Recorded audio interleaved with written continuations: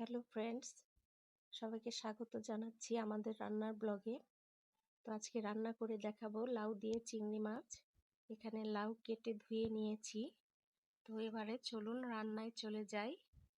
কড়াইয়ে তেল দিয়ে তেলটা গরম হয়ে গেলে পরে দিয়ে দেব এর মধ্যে কুচানো পেঁয়াজ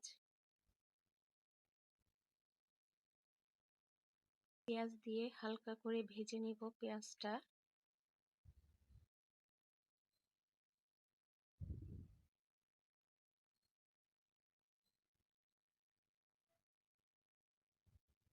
পেঁয়াজটা হালকা ভাজা হয়ে গেলে চিংড়ি মাছ দিয়ে দিব।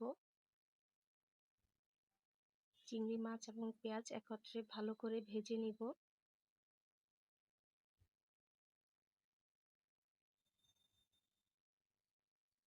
এবার দিয়ে দিচ্ছি হলুদ গুঁড়ো, ভালো করে নাড়িয়ে দিচ্ছি।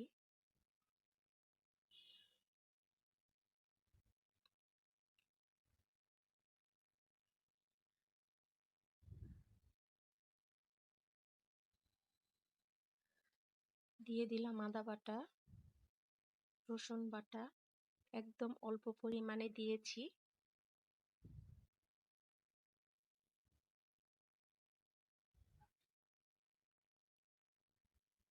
এবার দিয়ে দিলাম সামান্য পরিমাণে লাল মরিচ গুঁড়ো। আপনারা লাল মরিচ চাইলে নাও দিতে পারেন, এখানে শুধু কাঁচা মরিচ দিয়েও রান্না করতে পারেন। আমি দিয়েছি একটু হালকা কালারের জন্য। পানি দিয়ে ভালো করে কষিয়ে নিব। দিয়ে দিচ্ছি স্বাদ মতো লবণ।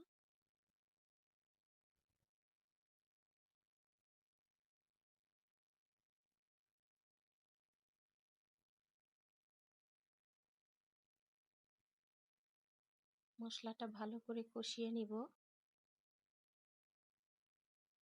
এর মধ্যে দিয়ে দিচ্ছি কেটে রাখা লাউগুলো।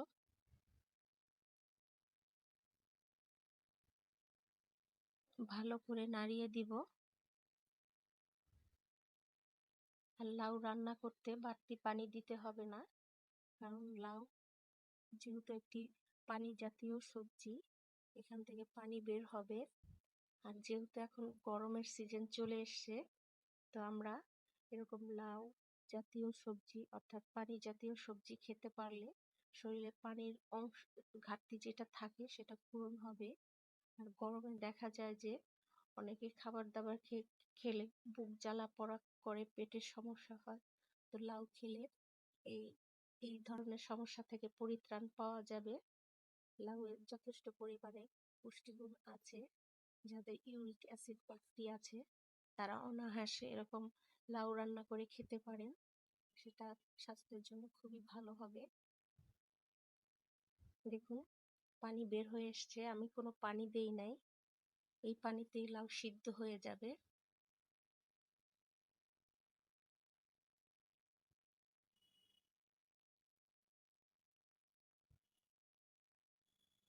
ভালো করে উল্টে দিব যাতে সবগুলো সিদ্ধ হয়ে যায়।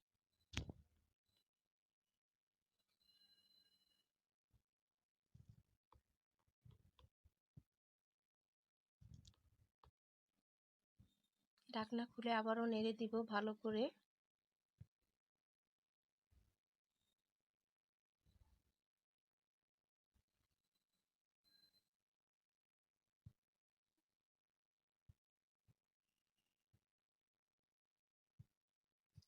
এবারে দিয়ে দিলাম কাঁচামরিচ। এবার ধনিয়া পাতা কুচি দিয়ে নামিয়ে নিব।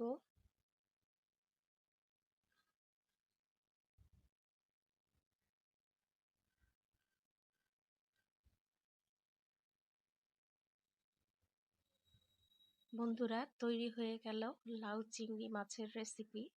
ভিডিওটি যদি ভালো লেগে থাকে অবশ্যই মন্তব্য করে জানাবেন। সকলকে ধন্যবাদ।